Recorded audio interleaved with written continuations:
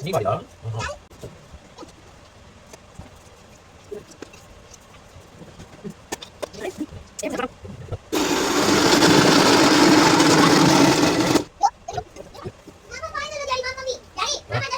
Sale, oke. Sale, nomor 1.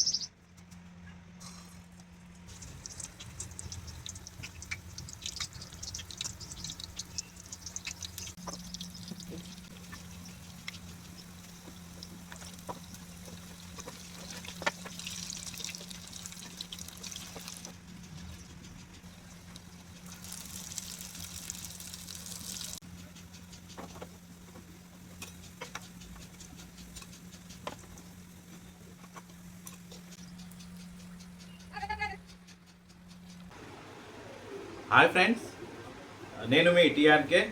పూర్ణాలు ఇవి తయారు చేశామన్నమాట. స్వీట్గా ఉంటాయి ఇవి. ఒకసారి తిని చూద్దాం ఎలా ఉందో.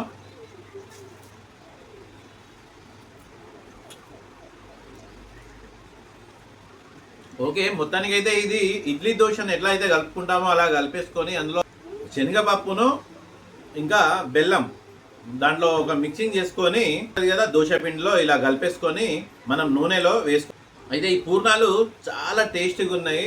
మీరు కూడా ట్రై చేయండి. ఎండాకాలము పిల్లలు ఇంట్లోనే ఉంటారు.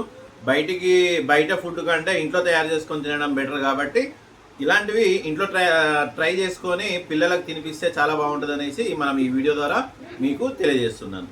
Okay, thank you friends.